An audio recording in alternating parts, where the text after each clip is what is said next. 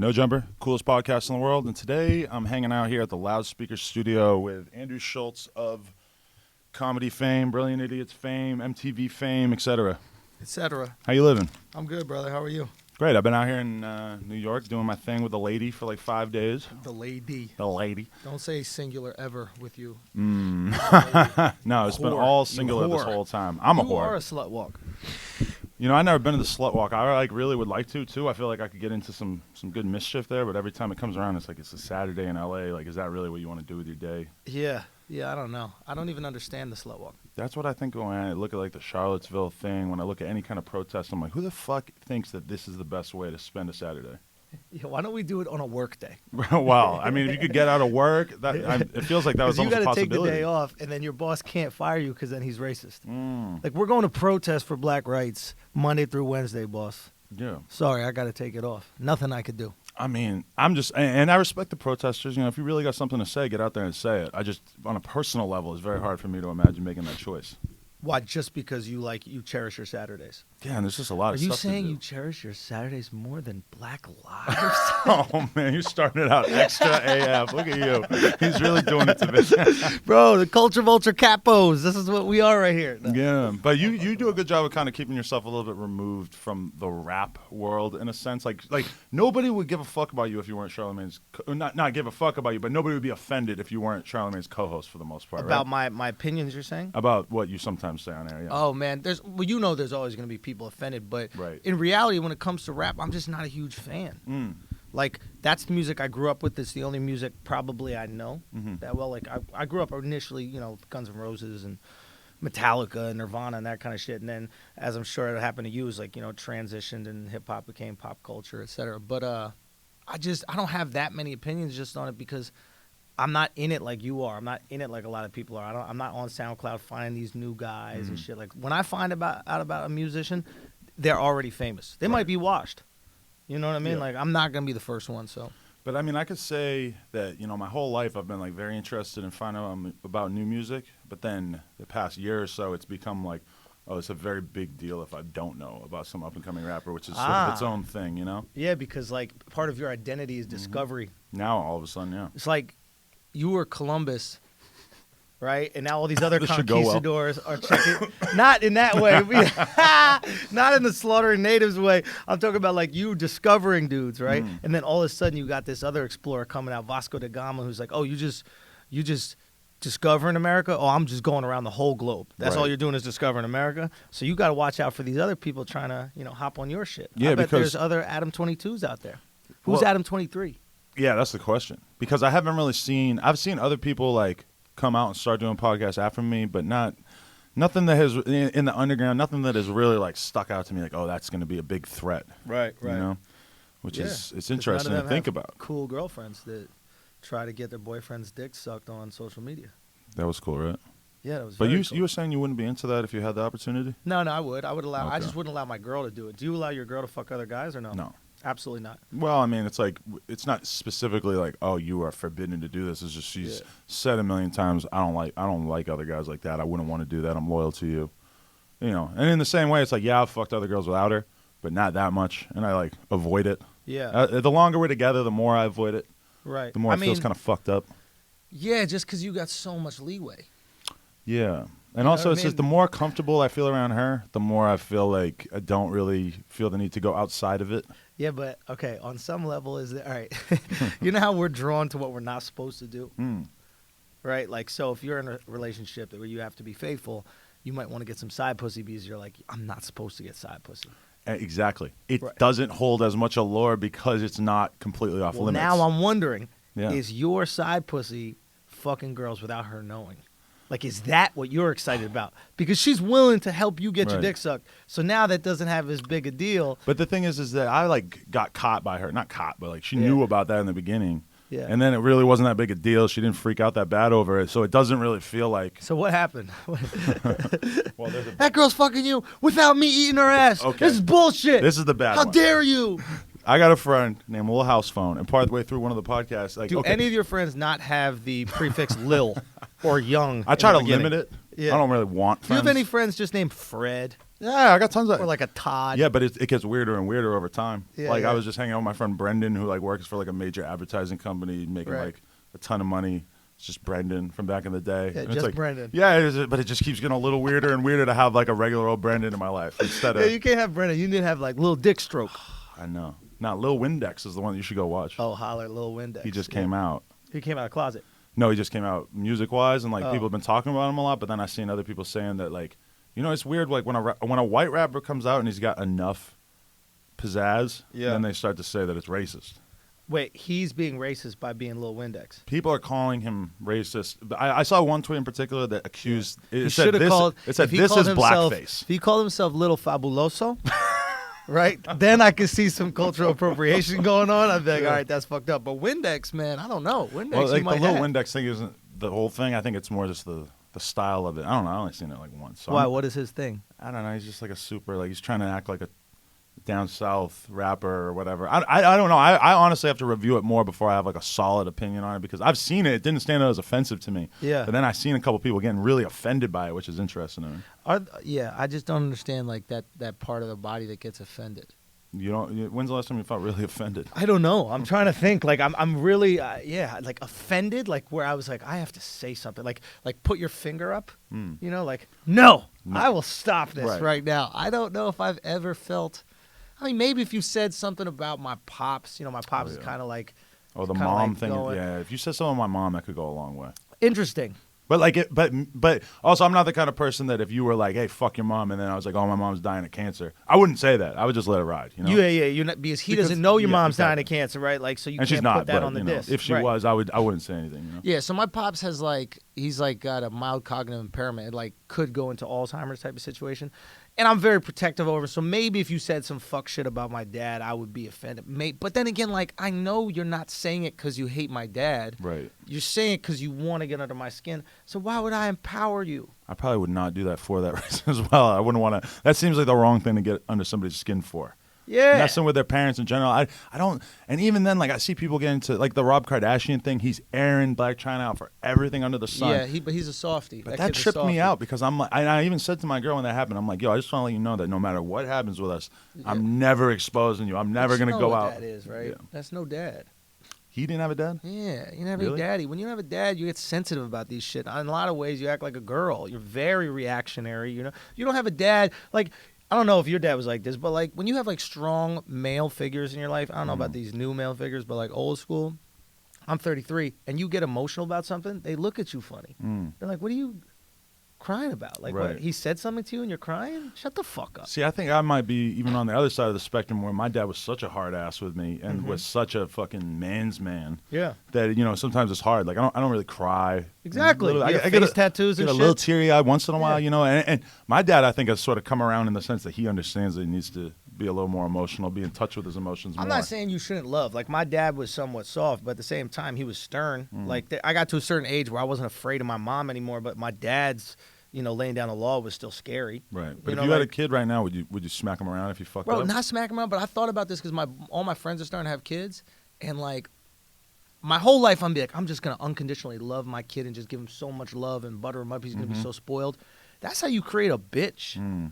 I really feel like, especially if it's a son. If it's a daughter, it's different. If it's a daughter, I'm loving her with everything, and then mom will discipline. Well, and especially, like, assume by the time you have kids, you're doing real well money-wise. They don't have to have a job when they turn 14. Oh, then, you got to grind on them. Yeah, that's a big choice to make. Because my parents, like, told me to get a job because they didn't have money to give me. Right. You know? No, I remember I had to get, when 9/11, I was living in New York City, and, you know, my parents' business was ravaged by that. They owned a dance studio, and it was downtown. It was just destroyed, and I got a job. I got a job working at Quicksilver, folding fucking T-shirts. Wow, fire. It was awful. But you still got any of that gear? No, I got that 50% off, though. Nice. Yeah. Nothing. I think I got fired. I don't know if I got fired from that shit. I remember once there was a... This is how stupid these fucking brands are. There was a... We were getting paid, I think, $8.50 an hour, maybe $10. I don't know what it's something like that. And they had this policy that, listen, if somebody steals from the store and you see them stealing, you can't follow them past the store. And I was like, looking around this meeting like, no shit. I'm not for $10. I'm not risking my life with this fucking felon who's willing to steal shit from the store. You out of your mind? For $10, I'm gonna watch that motherfucker walk right out the store. That's it. That's it. For maybe $40, maybe I'll be security guard as well. But $10, no. $10 you can steal. I've had to like run from the cops before, you know, and then they really chase you. Yeah. And that's always just occurred to me is like that's something I wouldn't do if I were a cop. Did you get away? Yeah, but I wouldn't give up. Like, I would give up if I were the cop. Oh, if you're a cop? I just wouldn't care. Yeah, you're going to catch him again. First of all, you're too recognizable. You can't be Okay, running. well, there's that. But I'm talking more when I was like real young, when I was doing graffiti and stuff, and I'd be running through the fucking woods. Yeah. And then there'd be the cops behind me, and I don't know how they do that. On foliage? Well, we were doing on these train cars in the freight yard, you know, where I grew up. Okay, I thought you were just graffitiing up redwoods. It's like, whoa, this is some Planet of the Apes shit. But right we here. did. I mean, that was what it was like doing graffiti in fucking New Hampshire growing up. Was that you were at the freight yard was a blessing. Yeah, it's just the backs of buildings. Nobody's ever gonna see it. Don't you ever call Adam privileged? Okay, this guy didn't even have concrete to. All right, no, I want to get your thoughts on this. Okay, go. Tell me your thoughts on sluts. Let's talk about them. No. Okay, no, close. I was nervous today because I put out a podcast today. This guy Rico Reckless. He's like the most. I know Rico from. Oh, you do. From is it Detroit or Chicago? Which from one Chicago, yeah. But he has like a beef with a Detroit He's guy. had tons of beef with tons of rappers. Yeah. I've seen him on like sometimes Academics, Vlad or Academics post Vlad, videos. Yeah. I find him quite entertaining. Oh, he's so funny. Yeah. So I hit him up. I hit him up right when he flew to L.A. to fight Soulja Boy, which didn't happen. But he flew to L.A. and made all these Instagram videos, basically like standing outside Soulja Boy's mansion, et cetera, et cetera. So I messaged him around that time, like, yo, bro, like, you know, come through. Let's do this interview, blah, blah, blah. He didn't get back to me. Like, a couple, like, maybe a month ago, he hits me up direct. He's like, hey, I didn't see that message. I want to come through, do the interview. He comes through with his 7-year-old. And he's smoking blunts in front of his 7-year-old. Yeah. Not to mention talking about everything from fucking girls to selling drugs to, you know. Right. I'm talking about Santa. I'm like, do you tell your kid that Santa's real or not? And he's like, you know, my kid knows that if somebody comes down the chimney, they're getting smoked. You know, and it really stands out to me because my parents, like, you know, it's not illogical behavior. Yeah. To smoke someone coming down the chimney. Totally. And that might be the one logical thing that he said in that whole conversation. But, you know, it's just the blunts in front of the kid in particular that I was just like, wow, this is crazy as fuck to me. My parents won't even like the other day I said the word gun around my nephew. My parents were like, G-U-N. And I wasn't even talking about a real gun. I was talking about like squirt gun. Like Nerf G-U-N. I'm like, you're scared of them knowing the word gun. Yeah. So how do you feel about that, smoking weed in front of a kid? It's weird. I think it all comes down to like how you feel, what your feelings on weed are. Right? Like, I grew up kind of indoctrinated in the whole weed is a drug thing, so naturally my knee-jerk reaction is weed is bad. Mm-hmm. You shouldn't do bad things in front of kids. Don't do it. But if you're one of these like hippies that believes, you know, weed is a type of medicine, like you would take your prescription drugs in front of a kid. Right. If you have chronic back pain, right, you would take Tylenol in front of a kid. We were drinking lean in front of the kid too, which was weird. Because the kid don't know it's lean. He thinks it's grape drink. Probably. Right. It has no clue. There's some Welch's. Hopefully. I asked him if I could have his soda, and he said no. What? Say what? I asked the kid if I could have a soda, like to take his soda so I can mix it with my lean. He was like, no. Good. Don't share with strangers. Yeah, that's this good. Kid is raised well. I'm into you kill people coming into to your house down your chimney, right? And morals, don't share your fucking soda with people you don't know. You don't know what they have. You could have hepatitis. You could have herpes. That's real. He could be on your fucking Instagram. Get this. His favorite rapper is Matt Ox, the 12-year-old kid with the fidget spinners in the rap video. Yes, I know you've seen him. Yeah, that's his favorite rapper. And so I'm with my friend Hesh, who's like his manager type thing. He like helps him out with stuff. Yeah. And so Hesh gets Maddox on FaceTime for the kid, and then as soon as the phone turns off, like, because he got all shy, and Rico's like, why are you acting shy? Why are you acting shy? And he's like, you'd be shy too if your favorite N-word was on the phone. like he was just so cute. Yeah, and he turned 8 like 2 days after the podcast too. Shout out to Rico, man. Yeah, man. But hey, this is dope. I don't know. So he was trying to say too. You know, I see white people, they smoke cigarettes around their kids, they drink around their kids. I'm like, yeah, but the cigarette doesn't really get you high. It's kind of and people do get super pissed about secondhand smoke. Well, that's the thing. What I would say more about the weed situation is just the smoke. Right. Is smoke bad for developing lungs?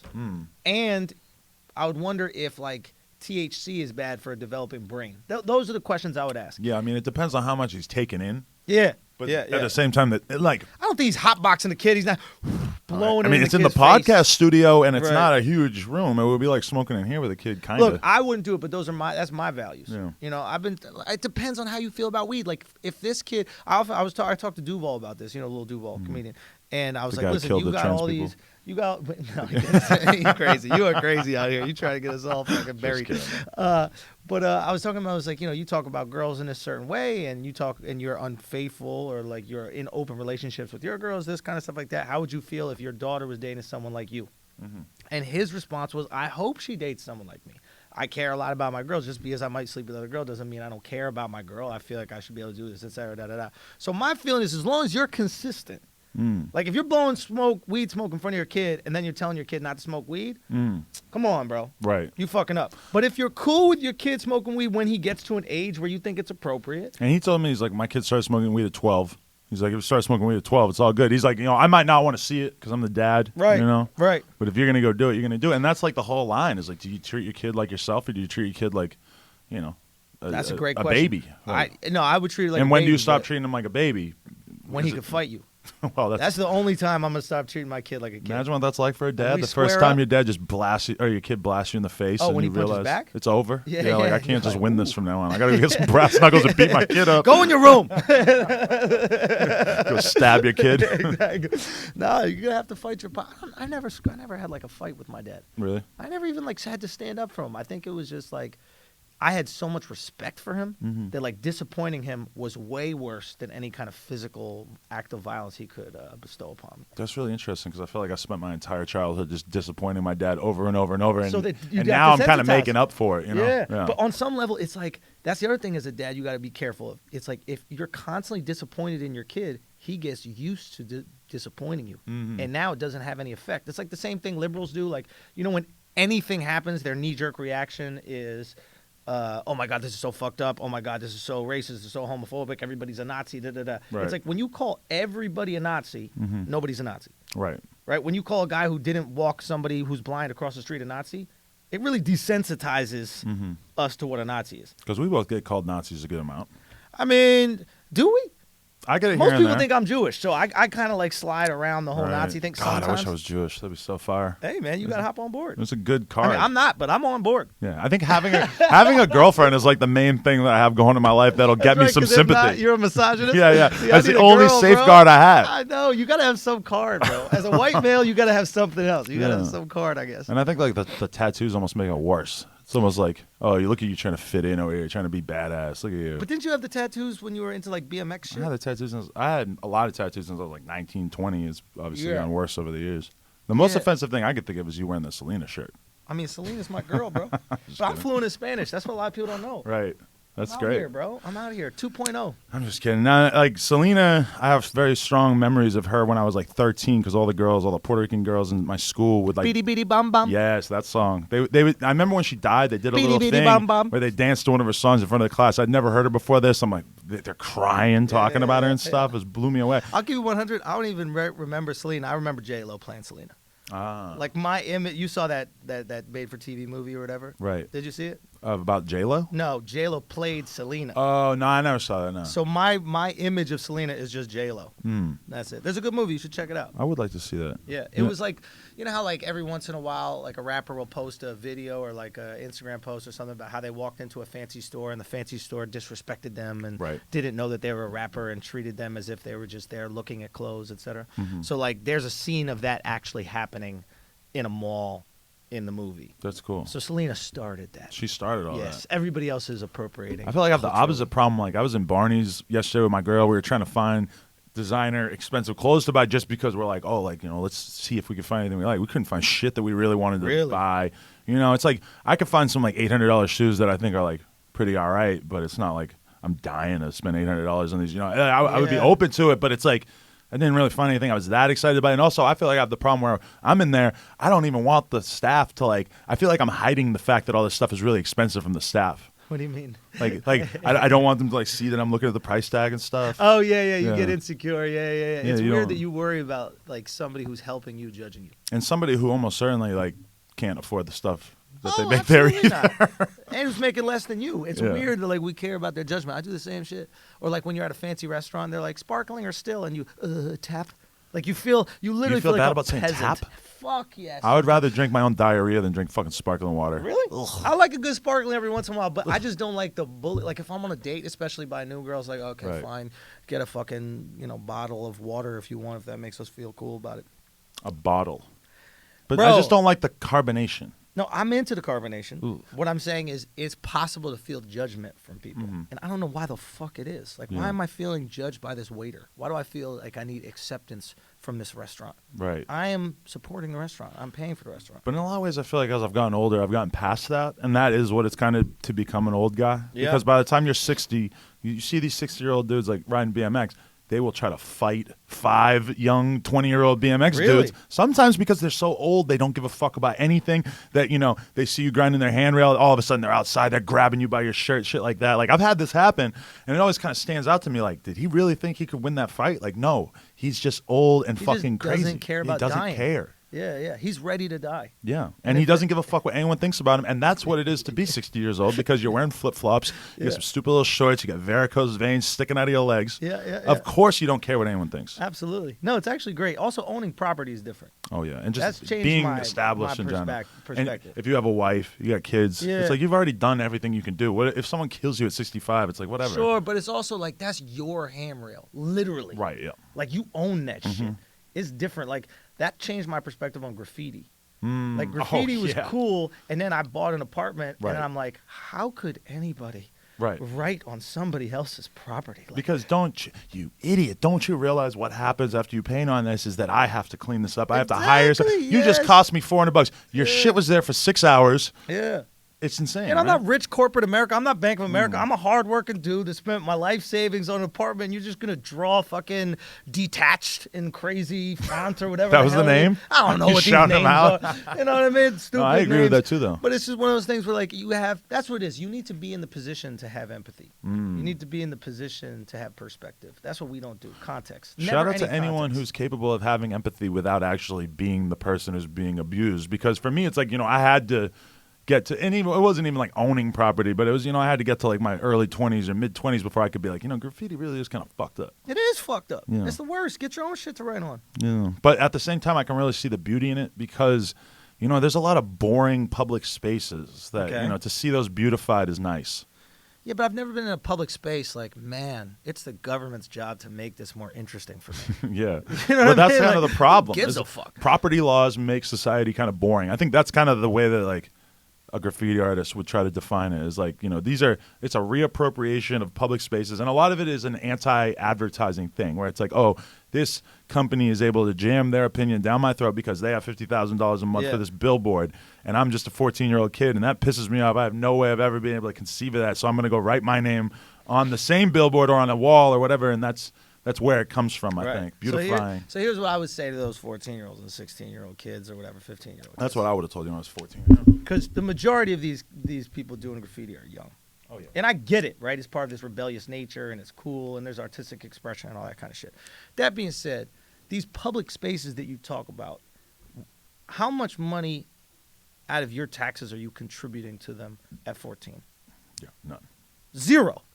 You're not thinking about taxes when you're 14. Well, but keep it real, like, because I wasn't, right? So you're contributing $0 to these spaces that you're then making a decision on how that space should be utilized. If you're 28 making $1 million a year, coughing up $450,000 of it in taxes, and you want to go into a public space and then draw your name on it, shit.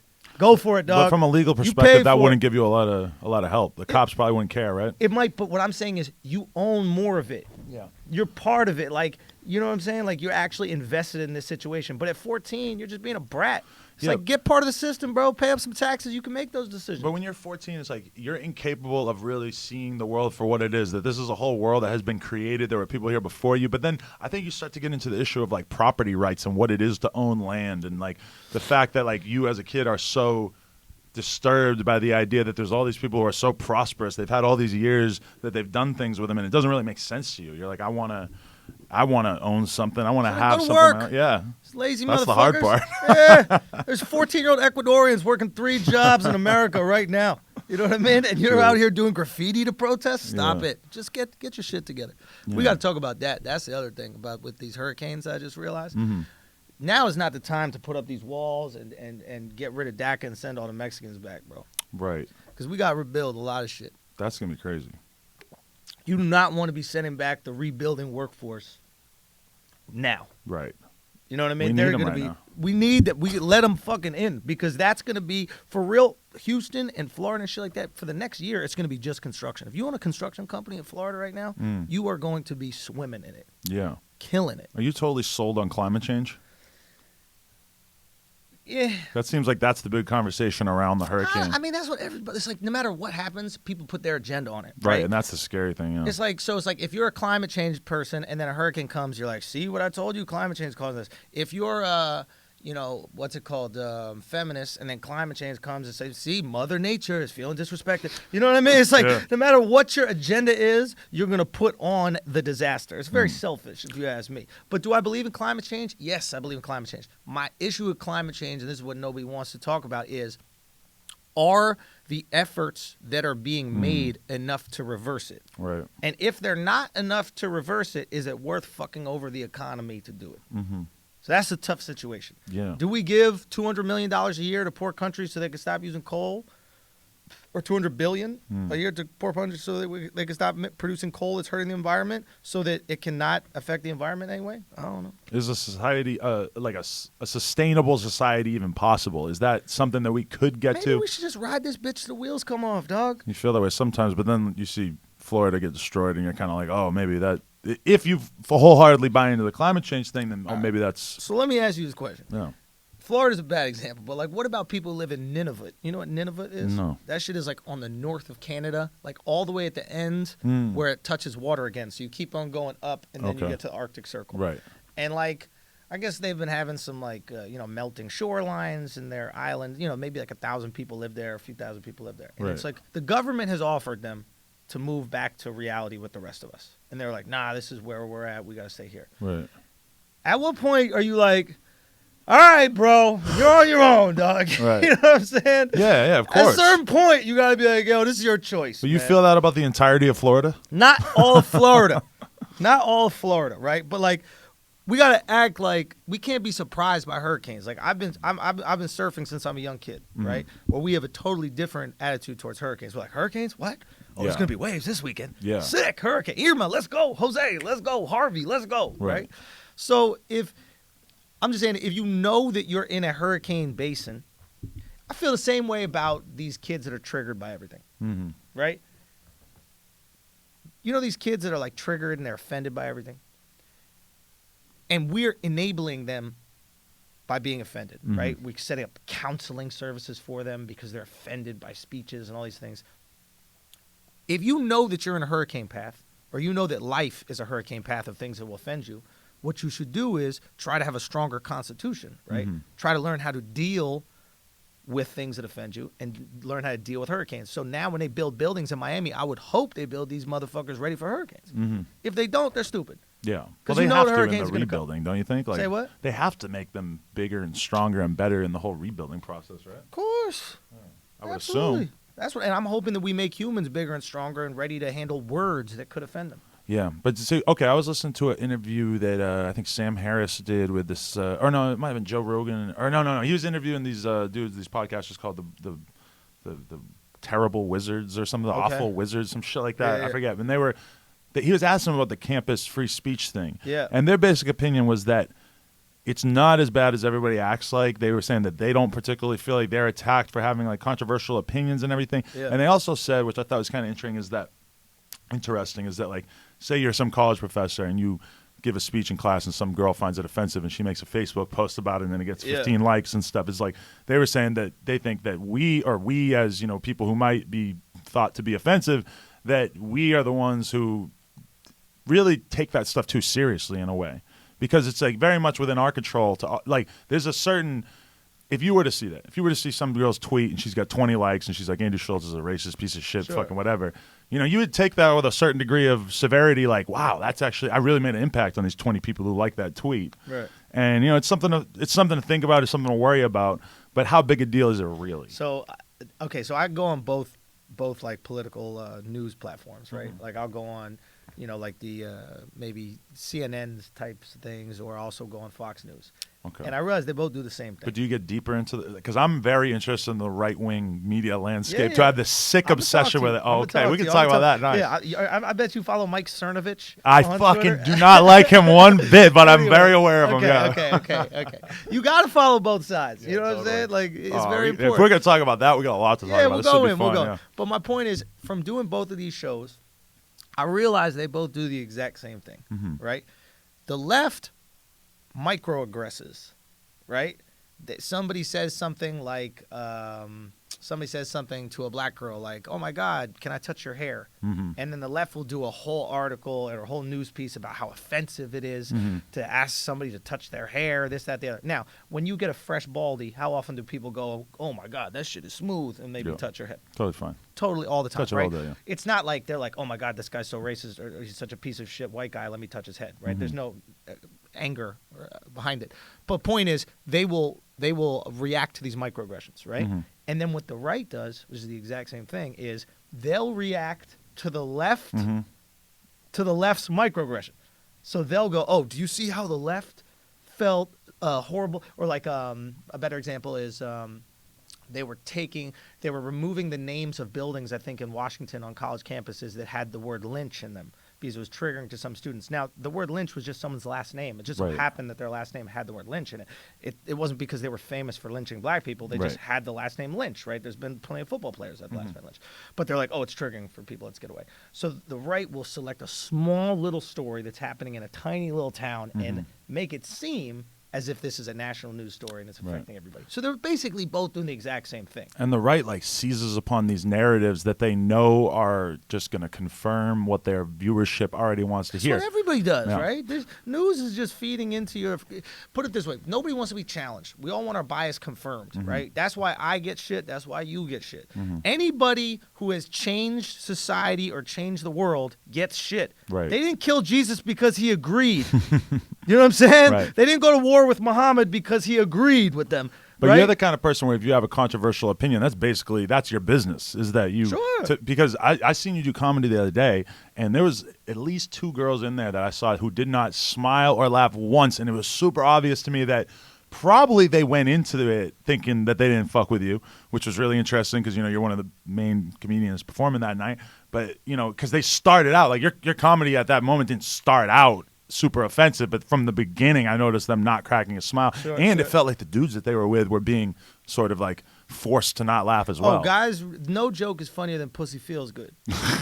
Right? So guys always do this shit. They'll laugh, they're like, ha ha ha, and then they'll see their girl not laughing, but that shit ain't funny. That guy's sexist. You know what I mean? Right. And I don't even blame them. I mean, they're pussy for it, but I don't blame them because they're spending what, $150 a night trying to get laid in this situation. At the Comedy Cellar? Exactly. You're not going to be like, get a sense of humor, bitch, and mush her out of the way so you can laugh at your boys. Okay, fine. But yeah, I mean, I'll be honest, I don't think the joke is good if everybody agrees with it. We were talking about this that night, my entire, view on comedy is challenging conventional wisdom, right? So, there's tons of comics that are doing Trump is bad jokes. It's easy. Yeah. Don't you want to challenge yourself? Don't you want to push yourself, right? It's like if we were comparing this to BMX or any kind of extreme sport, it's like you try to do a double backflip. Right. You don't settle at a fucking, whatever that one is where you flip the handlebars. Bar spin. Whatever, bar spin, So... But do you feel like you've seen that unfold? Is that how it unfolds in comedy? If you go there every night and you watch all these top comics who are in there practicing their material and stuff, do you start to look at your material and think oh, this shit that I wrote a week ago is whack because it's advancing so quickly? Oh, how? What do you mean comedy how? As a whole? Well, I'll be honest. I've always, Chris Rock kind of changed my perspective on comedy, right? I came into comedy through Eddie Murphy and Delirious, but Eddie wasn't pushing the envelope that much in terms of conventional wisdom. He was hilarious, but he wasn't making you think really in a different way. And then Chris Rock came out and he was just Bill Clinton getting his dick sucked is Hillary's fault. She's the first lady. She needs to be the first one sucking his dick. Imagine someone said that about Michelle. Yeah. You know what I'm saying? That would be insane. But that's what Chris was. Chris was so amazing that he could get you to what he did, which I kind of love, and it's my favorite type of comedy, which is you state a premise that that the audience will disagree with. And the reason that's why I do it, and I'm sure on some level that's why he does it, is because that's the only way we can trust the laugh. Right. So if I know you disagree with the premise, and then I make you laugh at the joke that has this premise, I know it's real. Right. Because I can get anybody to laugh with something they agree with. Donald Trump is stupid, right? Doesn't he look like an orange Cheeto? And then people, yeah, it looks like an orange Cheeto. Don't I hate Donald Trump? Yes, I'm part of this tribe that hates Donald Trump. Easy. Yeah, like making fun of Donald Trump is almost never funny unless it's like he does something new, but even then it's not that funny. It's like your whole joke was based around the idea that like women are jealous of Donald Trump. They all want to be like him. They're just like I have, I'm not going to give away the material, but like you have a lot in common with Donald Trump. You know what I mean? And it's just really that's what I'm trying to do. Like for me, I would rather this is somebody I voted for Hillary, who also fucking sucks, but I voted for her. Same. But the reality of the matter is like a pro Hillary joke is whack. Right. It's just a corny joke. It's easy, right? A hard joke is why women love Donald Trump, or why Donald Trump was right about grabbing pussy. Why, like everything that you're not supposed to say, if you can make a great argument for that and get people to laugh, that, in my opinion, is a great joke. So is that the creative process? Do you think of like some conclusion that you don't agree with, but that seems like a funny conclusion? Because a lot of times I find something I agree with. Okay. I have to find the through line that I agree with. I have to agree with the joke. So that you think that on some level, a lot of women sort of do look at Donald Trump with a level of intrigue. No, the joke that basically I had was that they have a lot in common with Donald Trump. Right? Like they have a lot of common with this behavior. Right. They got upset at Donald Trump for grabbing pussy, yet a girl's never asked me permission to grab my dick. Right? That women have orange face makeup just like Donald Trump. They have hair extensions just like Donald Trump. They have little hands just like Donald Trump. There are all these But do things you have that to connect stop the two. yourself at some point when writing that? Because the logical conclusion is to say, oh, yeah, women have a lot in common with Donald Trump. But, the context on what I just said about the little, it obviously doesn't, I don't get caught up in that because at the end of the day, I'm a comedian. Right. Right. At the end of the day, I'm not. You have to be able to suspend that to make a joke, right? Yeah, man. Come on. You know what I mean? It's not like I'm trying to. It's different if I'm, out here on a podcast and we're having a serious conversation about DACA, right? And then there's a different thing if we're just talking about immigration reform in a joke. It's weird. Like we hold comics up to the highest standard. All I want is the standards of a gangster rapper. That's all I want. I want to be able to say whatever the fuck I want, and then you guys are cool with it. I don't have beats in the background, so it's hard. If you have a hot beat in the background, you can literally say whatever you want. Now, I can't offer you beats to bounce your head to, but I can offer you punchlines. Right. So if it's funny enough, you can say whatever the fuck you want, but there are going to be two twats in the audience that are going to get offended because they're just not smart people. For a super long time, I felt like rap music was the last place where men could act like pieces of shit and get away with it. And Facts. Okay, it still seems like it kind of is because whenever you hear like real criticism of terrible behavior, it's usually coming from outside rap. Bro, of course. Dude, rap is great. I love rap for that. There's freedom in rap for that. You're actually allowed to express in a lot of ways. Like, have you listened to rock? Rock now is like some like political banter shit. It's terrible. It's awful. I mean, it's bad. I mean, to be honest, like that's one of the reasons I don't really like the "Fuck Donald Trump" song. Like, I get it. It's kind of cool or whatever like that. It's fun. Everybody wants to get on board. But, like, are we really going to... Like, I don't know if YG is the one where I want to take, like, my political... where I want to get, like, my political advice from. Because it's too easy to discredit, right? It's like you say fuck Donald Trump, but you're also talking about killing people and fucking bitches. You might like the remix with G-Eazy and Macklemore more. You know that's a thing, right? No, that is who he had on the official remix. No, it isn't. Yes, I swear on my life. Shit. I could be. Yeah, it was at least Macklemore, and I'm pretty sure it was G-Eazy too. Oh, that's funny. That's where you got it. People tell you look like him a lot. Yeah, man. You know what's so funny? Or with the hair. This motherfucker got too famous. People used to say he looked like me. I remember when he was coming up, and I was on MTV. So they would be like, "Yo, who's this guy who looks like Andrew? And who is this? I've never seen these two people in the same place." We used to always get tweeted, and then this guy got so much more famous than me. Right. And now people are just like, "Yo, I think this is G-Eazy." Yeah. I remember I got a girl's number once. I texted her the same day. "Yo, what's up? It's Schulz," and she was like, "Oh." She really thought it was G-Eazy. What the fuck? That's incredible. You should have ran with it. Nah, bro, I gotta get pussy on my own name. Yo, you know what my favorite gag that you guys, I don't know if you have ever like really thought about what the gag is, but you guys in Wax on Brilliant Idiots. For those who don't know, Wax is Charlamagne's gigantic security guy, super funny. Shout out to Wax. But he's like the size of a fucking house, and he's he's a funny guy. But what Schulz will do is he will say, I think you're homophobic. And he'll say, hey, I'm not homophobic, blah, blah, blah, blah, blah, I'm cool with gay. And you start saying, man, you're starting to sound a little gay. Like, hey, I ain't gay. He gets even more offended by that. And And then all of a sudden he starts talking about why he's not gay. You're starting to sound a little homophobic. He just jumps right back into it. You had him on a loop for like a half hour defending himself. And Charlemagne's getting super into it too. And it's like, I remember that because that's like in high school or just in general, teasing somebody, that is like the name of the game right there.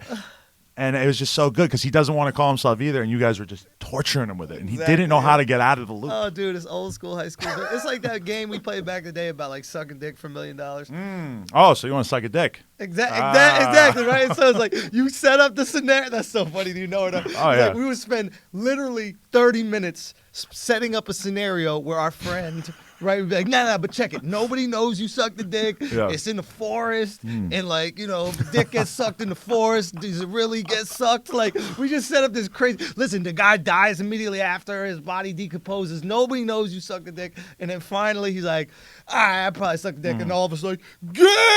Yeah. The fuck you doing sucking dick for? So yes, this is our fun game that we play with Wax. Oh, it's so great to do that to Wax. You looking forward to the day that you're forced to have a giant bodyguard with you so you can just call him gay all the time? It's kind of rough that you don't have that right now, huh? I know, man. I wonder about that, about bodyguards. I was thinking about getting a bodyguard, but then I can't afford it. It's too much money. Well, that's the whole problem, yeah. Charlemagne probably feels like he's barely big enough to do it. Like, or no, he needs that motherfucker. You really needs it that bad? God, yeah, the dude's been attacked multiple times. Yeah. And multiple times he's been attacked, and I think that he absolutely needs a bodyguard. It's not even a question. Yeah. Absolutely. I mean, he sets himself up for it a lot with the – I like his style of interview, but at the same time, it's like the more I watch him do it, the more I'm like, nah, that's not what I'm trying to do. What do you mean? Explain. You know, he kind of does the gotcha interviews where he sits down and he immediately says the most offensive thing or the thing that people are thinking – you know, he just kind of goes for it right away, and it's like for me. And he interviews people where it's like it's kind of blatant that he doesn't really fuck with them or care for them that much. For me, it's like I try to come at from mostly a fan perspective, right?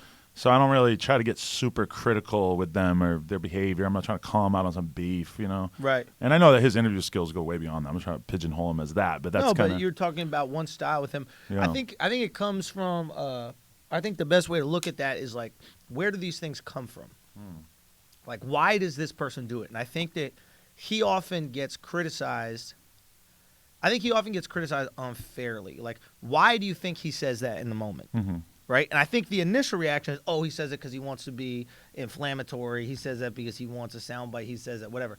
In my dealings with Charlemagne on and off, you know, and your camera or podcast, whatever like that, it's almost like how would I say? It's almost like an autistic tick of his.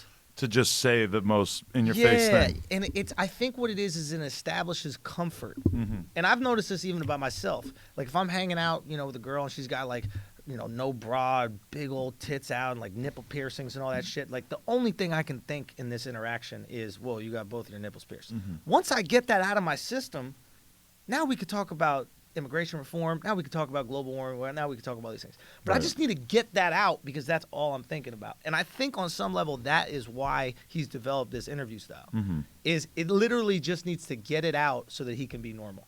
But it's weird that the result of being very honest, and he's probably like one of the most honest interviewers. Sure. You know, he says the shit that like to me it all really like came together when he told told Nelly that he wasn't hot. He's like, "You're cold right now." Yeah. And Nelly's just like, you know, because that's something you could say to 90% of rappers that we know their names. You could say, you're not really that popular right now compared to how you were a couple of years ago. Yeah. And it was just like, holy shit, you could tell a rapper that? Yeah. That's why he needs a bodyguard. That's that whole thing right there. Especially because rappers take shit very personal, very sensitive. You know, and rap is one of the few worlds, too, where you could be a journalist and you could get the shit beat out of you or something if you talk bad. It's like very similar to the whole jihadist thing. Yeah, jihad or mafia. Yeah. You know, disrespect. Yeah, you disrespect us, we're going to come and kill you. We're going to come and take care of that business. Yeah, Free Tax Stone, that's basically what happened to him. Real talk. It's a tricky situation. Yeah, it's like, it is. Why is that? I guess because Tax is just like Charlemagne, except Tax wasn't in a position to have a security guard, and Tax was going around. He's going backstage. Tax was his own security guard. Right, and we don't know anything about what happened, but Tax was backstage at a T.I. show for no reason. Charlemagne wouldn't have been there. Right. Right, you know? Exactly. You got to know where to be and where not to be in what situation. But I think you do make a good point about like And I've thought about this often. It's like, why is it that, you know, rappers personalize it to the point where they have to respond with physical violence? You know, why do they care that much about a Pitchfork interview? Why do they care that much about an Adam22 interview or a Charlemagne interview? Why is Birdman walking in there and saying, you're going to put respect my name, and coming in with like real gangsters and shit like that? What is that about? And I think it has to do with like how a lot of these guys were raised, where like their entire survival system was based on their credibility. Right? So if you come up in the hood, like a dangerous fucking neighborhood, you know, if somebody disrespects you and you don't address that, like on some prison shit, now everybody eats off you, right? Now you're food. You went from being the lion to the gazelle. Yeah. So I think they take that mentality into the mainstream, which is, oh, this person's talking shit about me. If I don't knock this person out, or say I'm gonna knock him out, then people will lose faith in me and they'll lose respect for me. And it does kind of happen on some level. Yeah. How many rappers have we seen get disrespected, and then all of a sudden people are like, oh, I can't fuck with that guy no more? Do you think that Troy Ave ever spent much time thinking about freedom of the press? Probably not, right? But okay, this is the thing. Outside of the tax thing, I know a writer who wrote an article about Troy Ave. Yes. And then at a later date, he got punched in the face by a goon of Troy Ave's. Interesting, yeah. For saying something about him. Yep. Now, this is the thing to me, is that the way I think of it, okay, that author, or like say you're a politician and somebody on CNN talks down on you or whatever, you could tweet about it, you could say whatever you want, whatever. You're not really going to be able to do that much, because at the end of the day, he's a writer for CNN. Don't get it twisted, they're out here shooting politicians too. True, but with tax, it's like, he's a podcaster, but being a podcaster is basically like being a regular guy. You're not some dude that sits in a fucking ivory tower writing articles all day. You're a public face. You go out in public. Sure. And that's where the weird line becomes, is like, and I think that in hip-hop, that conversation kind of needs to be had to a certain extent, of like what it is for us to have a free press that is able to say whatever they want, because it could conceivably get a lot worse as rap gets bigger, as more people are saying their opinions and stuff, because it would be, you know, imagine if you saw some complex writer pop up dead because they said something bad about a rapper. Completely plausible, and it would change the whole fucking game. And that conversation might be forced at one point, but it might be a good idea for us, or for people in the media to force it. That's interesting. Like, how many people need to be affected, right? How many? It's interesting, because I've even come out and said, a lot of times there's been people hurt at rap shows. I mean, Tax, that whole situation where people ended up dying, or that guy ended up dying, was at a rap show. And I've even come out and said, hey, listen, this doesn't happen at R&B shows. It's not happen at an Usher show. It's not happen at a gospel show. It's happened at gangster rap. Specifically, this is something where you have to be worried. I mean, there's shows that get canceled all the time because of violence. Right. We just had X get knocked out on stage. We just had different violent acts happening in these shows. I bring up that conversation, and the knee-jerk reaction is, well, what about a Coachella or EDM fest where 40 people OD off of drugs? That's a little different than an act of violence. Yeah. If I choose to take a pill and then I die, it's suicide. It's not, I'm going to go shoot up a crowd and then this happens. And it is important questions, like how many people need to be killed? How many people need to be hurt? How many acts of violence need to happen before we start going, yo, let's pump the brakes here, man. Let's let it just be music and talk the shit, but leave it in the music. But what you're saying about gangster rap, like the response would be basically the same thing that people say about Islam and stuff, is like, yeah, you can point to these singular incidents, and maybe there's a lot of incidents over the course of many years, and you can start to create a narrative about it, but then it's unfair to place that entire narrative on the entirety of the people, which to a certain extent is true, but also, there is... but to a certain extent, the violence is inescapable, because rap is violent music that appeals to people who have aggressive tendencies to some extent. So that's the argument, right? The argument is, does the music normalize behavior? Right? Does reggae music normalize relaxing and smoking weed and love? Right. Like, if you go to a reggae show, like some Bob Marley shit, I'm not talking about something like Buju Banton, I hate gay people. There. You know what I mean? Like, Bati boy this, Bati boy that. A fight there makes a little more sense. Exactly. Yeah. But I'm talking about some, like, when you put on Bob Marley, what is the attitude? Yo, let's come together, let's love, let's relax, smoke some weed, everybody's in this together, you know what I'm saying? So does that normalize, and does it normalize smoking weed in a way? Sure, right? Well, 21 Savage normalizes smoking weed as well. Not that it really needs it, but it's weed that is aligned with violence. Sure. So does a certain, like, I know there were certain types of music that, like, normalized, when I was growing up, they normalized, like, fucking mosh pits. You know what I mean? I would go to a show, and it was completely normal to just get in there, start pushing people, maybe even kind of punching people, throwing them to the ground. Like, that was just normal because that was part of the culture, right? So does music normalize certain behavior? I think in a certain way, popular figures do. Like, there's a reason why we have this influx of like facial tattoos, right? It's probably because influential people are getting face tattoos. I hear like 19-year-old kids say like, I'm thinking about getting a face tattoo. I feel like I need one, bro. And they're 100% serious, and they don't know that that's a weird thing to say, bro. And here's my thing. I believe in personal accountability. I believe that, like, I'm not gonna make the government say that people can't get face tattoos because people will be influenced in getting them. I mean, you have to be accountable for your actions. If you want a face tattoo, God bless you, do that shit. But you're probably going to be making minimum wage the rest of your life. Right. You're the rarity in face tattoos, right? Like, you're the rarity that you're a rich guy with face tattoos. So, but the majority, I would imagine, are working at Cold Stones. Right. You're going to be singing songs for tips. And I know a lot of dudes who were in the hardcore scene in the early 2000s who got some crazy-ass face tattoos, and now they still do construction. And, you know, I see these dudes. And you know what's the worst part is that they get that tattoo, like, right along their hairline, and then all of a sudden the hairline's up here. Ooh, that hurts. Bro. That's rough, man. Yikes. I've seen that a lot of Yeah, you know, that's the weird thing, though. Growing up in the hardcore scene is like the same. Everything you're saying about hip hop, I seen that 100%. In the hardcore scene, it was just smaller and more violent because these kids go to a hardcore show. You think about it, and like the mosh pits at hardcore shows is worse than it is at, like, you know, a mainstream mosh concert or whatever. It's like real beating the fuck out of the crowd, swinging your fist in the crowd, like the craziest shit I ever seen, stomping on people's heads.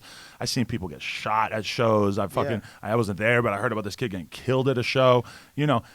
That music is specifically, like, if you listen to it, it's like there's almost no way to listen to it without drawing the conclusion, like, oh, this is music for people who are violent and aggressive. And or maybe it was music that normalizes violence and aggression, right? So the lyrics are about fighting and of course, whatnot. And this is what I don't get about this conversation when it comes to gangster rap is, like, it's not like we haven't had this conversation before about metal.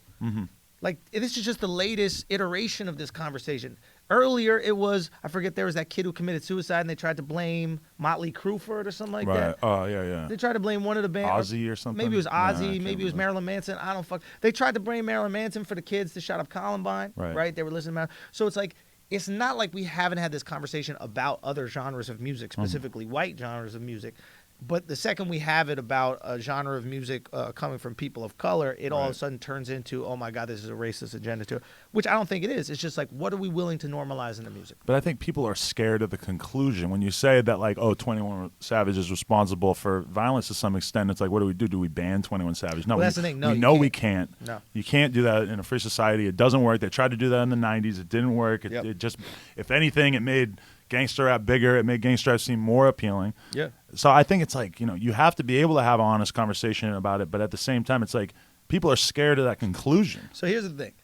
If somebody can say, hey, I'm out here killing motherfuckers and fuck bitches and all that kind of shit, and we support that through free speech, we also have to allow the person to say, hey, it's wrong to just say kill everybody and fuck bitches. Like, that's also protected by free speech. Right. What often we do with free speech is we protect the speech that we agree with and try to silence the speech that we don't. And even if we don't, free speech. I mean, guys like us wouldn't be inclined to silence it, but we'd be inclined to mock it and to, you know. Yeah.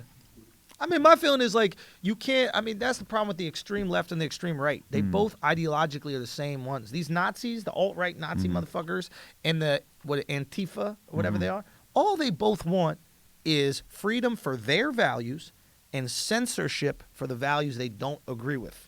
Now, those things change, but ideologically, that's what the fuck they want. Right. Like, and you got to ask yourself, in a society, do you value extreme freedom or extreme censorship? Right.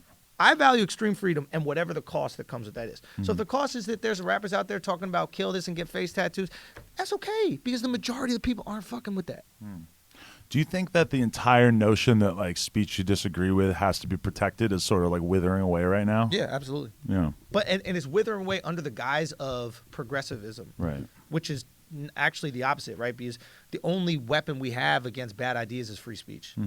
Like, slavery was a bad idea, and it took people with free speech coming out and saying, hey, slavery is bad, in order to stop it. You know, getting women to vote was important. The only reason you are able to do that is because somebody had the freedom of speech to say it. These were all considered like taboo topics at one point in time. Right. So maybe when we're having these discussions right now, we need the free speech to get it out there. But then they went ahead and they fought legally, or legally in the case of like, women's right to vote, and with guns in the case of slavery, to change the laws and to change society. But do you think that to a certain extent, well, that is what the left to a certain extent wants, right? Is they want to make it so that it's like, it's illegal to talk about things, or you see it in have you heard about in Canada? You guys see this guy Jordan Peterson? Yeah, I love Jordan Peterson. Yeah, so he, basically like his the reason why, for people out there who don't know, is that he teaches at a school in Toronto University. Yeah. And the kids there was a law in place where basically he could be fined if he didn't respect someone's pronouns, trans student or whatever, or if he didn't call them he or she or whatever they wanted to be called. Yep. And then he actually took a stand against it, and then they painted him as a Nazi, and then this has been this real fascinating thing to watch unfold, because he's a blatant ally to the left. Absolutely. To progressives. Well, he's a blatant ally to freedom of speech. I don't think freedom of speech is a left. Right, you're right. Maybe like a left talking point or agenda anymore. But he's clearly like a smart thinking progressive person who doesn't have a negative agenda. He has his own opinions. He's not the kind of person that feminists or woke people should be lining up to malign. And his argument was this, and I thought it was very interesting, which was, because again, we're talking about the pronouns used. So people wanted to say that you have to refer to straight males who were born male and present as males as cis males and cis females. And then trans males and trans females, and adding all these different prefixes and all these kind of things. And his argument was brilliant. He goes, you could tell me what I can't say. Right. You can't tell me what I have to say. And those are different things. Freedom of speech is I'm allowed to say what I want, right? If there's certain words that I shouldn't say, maybe I shouldn't say fuck at a school. I shouldn't say these things. That's fine. But don't tell me what I have to say. To the kids, right? And there is a distinction there, and I fuck with him for that. He's cool, and man. He's someone who's being treated as if he's a Nazi, even though he's someone that should be considered an ally. Yeah, everybody's a Nazi now. Yeah, right. Like that's what happens. You disagree, and this is my issue with the left. And I grew up very liberal. It's like here's the problem. They don't have the logic on their side a lot of times. A lot of times their arguments are quite hypocritical when you break them down. So what they do is they don't even argue with you. They make you radioactive before they have to debate you. Right. So you disagree with me, right? And I go, well, you're a fucking racist Nazi. And then you go, what? And then I go, I don't have to debate you. You're a Nazi. I don't debate Nazis. Because a lot of these people who act like they're really intelligent on Twitter and stuff, they're going to lose the conversation. Act like girlfriends. Yeah. You're an asshole. Well, why don't we talk about why I'm an asshole? I don't talk to assholes. Stop being an asshole and I'll talk to you. That's literally what the left is. A nagging, twatty girlfriend that's at my show. But does there need to be a new left that could like separate itself from a lot of the tendencies of the modern left? Yeah, I think that we just need a principled left. That's the problem. Is like the reason why the left lost the election is because they didn't have any principles, right? It's like, what was Hillary's take on immigration? I'm not Trump. What was Hillary's take on ISIS? I'm not Trump. Yeah. What was Hillary's take on the economy? I'm not Trump. You can't be a not person. We follow leaders who have agendas, right? You have to have a principled take on every issue that has nothing to do with the other side. And then I will be attracted to that. And that's what the left needs, and that they don't have it. The left right now is only I'm not Trump. Right.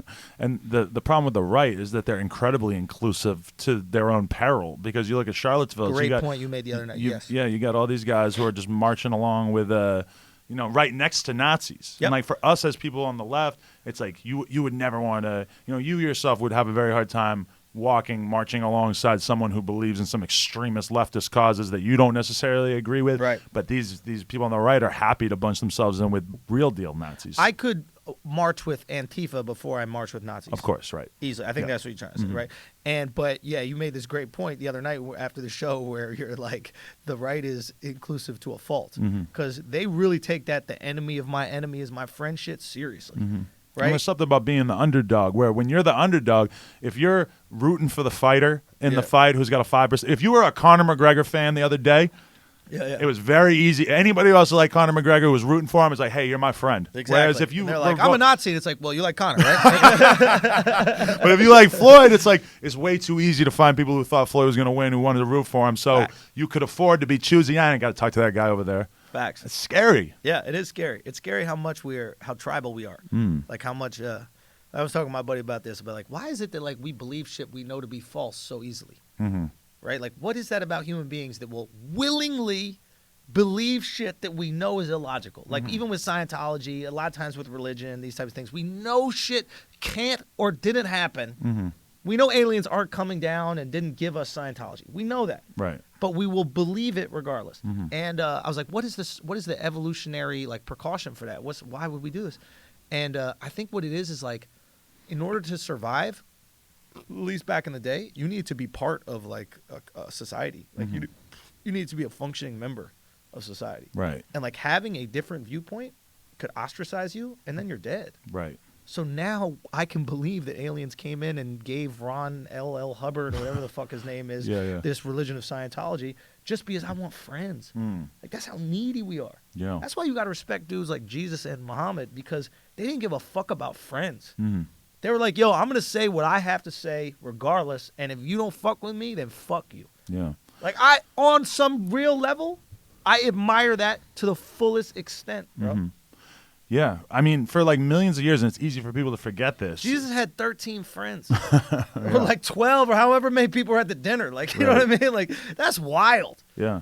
I mean, we have this tendency to forget that for millions of years, we were tribal to the extent that that was the only way that we could survive. And like, picture yourself being, you know, if you're a guy who lives in Africa a couple hundred years ago, and all of a sudden these people look completely different than you show up at your fucking doorstep, and they don't speak the same language as you and everything. I mean, that's the extermination of your people right there. And that might have been your gut instinct, and you were right, and it would have been right all throughout history. You would never run into people who are completely different than you that would accept you, or that would want the best for you. Same thing for the Native Americans, same thing for everybody. But think about this, people don't even understand about like colonization. Like, the English rolled through flossing. You know what I'm saying? Like, these motherfuckers rolled through India with shoes on. And then all these Indians are looking at them like, the fuck are those things on your feet, bro? Right. You got jackets? What's jackets? Why's your hair combed? Right. What is this? It's like, on some level, it's just like, you ever see a pimp in the hood? What does the pimp do? Peacocks, right? Comes through with the car all shiny, got the jewelry on his fingers, got a nice ass hat, got some bitches on his sides, and then all these other people in the hood like, yo, I'm trying to be like that guy. Right. Like, on some real shit, England colonized the world off of pimping. Like, they didn't even need to kill that many people, probably. They just rolled up fly as hell, and then everybody was like, all right, I choose up. I'm choosing up with these motherfuckers. They're ill. So I think on some level, like, we act like it was completely by force, but when you roll up to a community where you're so much further technologically advanced. Yeah, actually, I remember the author Ayn Rand back in the day. I used to be all into reading her, and she got heat for saying that about. I didn't know it was a her. Oh, really? Yeah, she got heat for saying that about the Native Americans. Is that, of course, when a less advanced technologically people meet with a more advanced one, then the higher advanced technologically people are going to wipe the other ones out. And like now, we're able to look at it from a moral perspective. If we somehow fucking discovered Native Americans right now, you couldn't go in and fucking. I hate that fucking argument, like where people are trying to take modern values and impose them upon shit a couple hundred years ago. It's the most arrogant shit ever. Yeah, it's weird, right? Like, we're doing that right now, and all it is a pat on the back. Right. All we're doing is pat ourselves on the back. Like, you cannot put contextual morality on the past. You know, we exist in today, and our morality exists in today, right? Yes, we know slavery is wrong now, right? But back in the day, you have to accept that people didn't know slavery was wrong because God was okay with it. If you read the Bible, if you read the Quran, if you read the Old Testament, right? What's it called? What's the Jewish Bible called? The Torah. The Torah, right? All of them are cool with slavery. Right. I mean, Muhammad did the best in terms of shifting society in terms of the way that they viewed slaves and freeing slaves and that kind of shit. Of all the leaders, he did the best. But if you look at Old and New Testament, completely okay with slavery. So If God was okay with that shit, you can't be surprised that man was. And it's easy for me to even think of things like 20 or 30 years ago from when I was a kid that were considered okay that you could never say now or you could never do now. Bro, look at Eddie Murphy's first comedy special. He's Dice saying Clay. the word faggot all the fucking time. I always think about Dice Clay. His is crazy. His is so brutal. So racist. Oh. So it's like he's we talking about changed. little kids in Africa. He's talking about like the planes dropping food for them. I'm not even gonna repeat the shit he was saying about it, but I was watching it like, what the fuck? I can't believe people got away with this. So there's a great saying. It's like people intellect on their tippy toes. Like the smartest people in society only see a fraction of an inch past everybody else. Right. Right, so those people who are able to change society, the Elon Musks, the Jesus of the Mohammeds, the Steve Jobs, all these people just see a little bit past.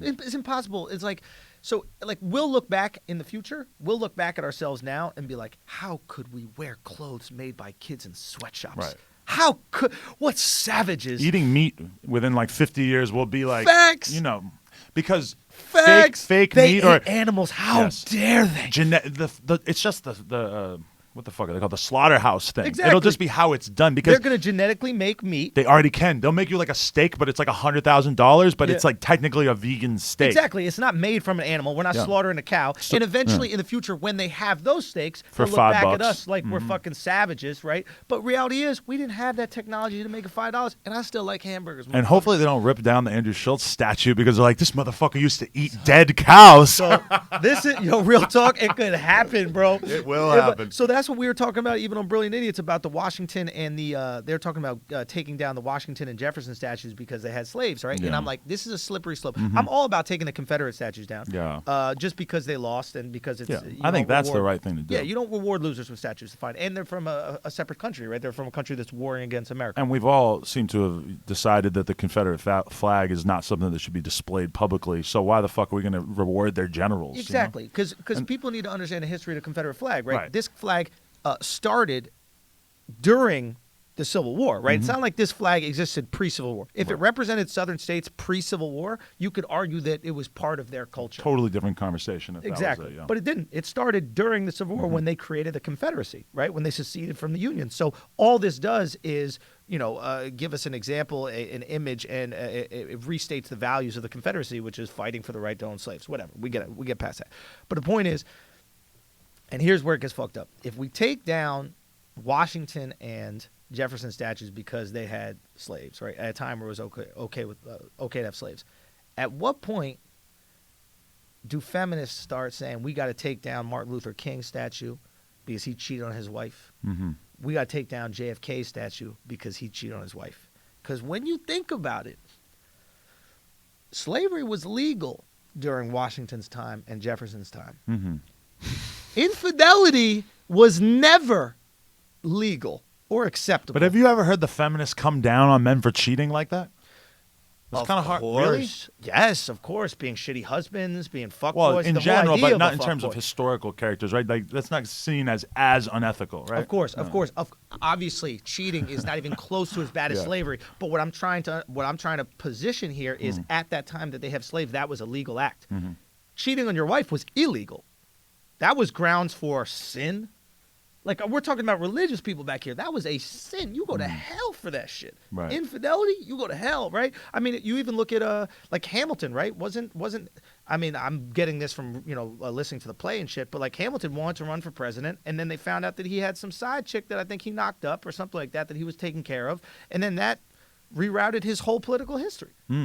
Our whole political future, I guess, at the time. So the point is, and we know, for example, look at John Edwards. This dude was running for president, and he had some side chick that he was, flying down to Argentina with or whatever like that. So we know that infidelity fucks people up. How long is that going to happen? Are we going to take down those statues? I'm not taking down Martin Luther King's statue. This dude could have 100 side bitches. I'm totally cool with it. Yeah. Not to mention, like, I mean, let's talk about all the people that we have statues of that have, like, murdered people. Like, why don't we treat murder as something that's really bad? Like who? I don't know. I'm trying to think of somebody. But, like, all these war generals and stuff, it's like slavery is such a specific crime. Yeah. And, yes, it's a terrible crime. But what about, people that – there's probably statues of people in America that have, like, wiped out fucking villages in war and stuff. And if we were to apply our morality on that. Barack Obama. You know what I mean? Like, we all love Barack. I love Barack. I voted for Barack twice. I love Barack. I think he's an incredible politician. Great dude. also responsible for hundreds of thousands of brown people's deaths. Same for Hillary. Right. Hillary's policies responsible for hundreds of thousands of brown people's deaths. Now, that's why we're in a tough time morally. It's like, how do we create a context where we could celebrate these people? I'm still capable of celebrating. You know, like I tell you, every single day we have people fighting for social justice on their phones made by child slaves. You're tweeting on your phone how fucked up Andrew Schulz is, or Adam22 is, or the police are. And your phone is being made by Chinese slave kids. You could argue there's hypocrisy there. There is.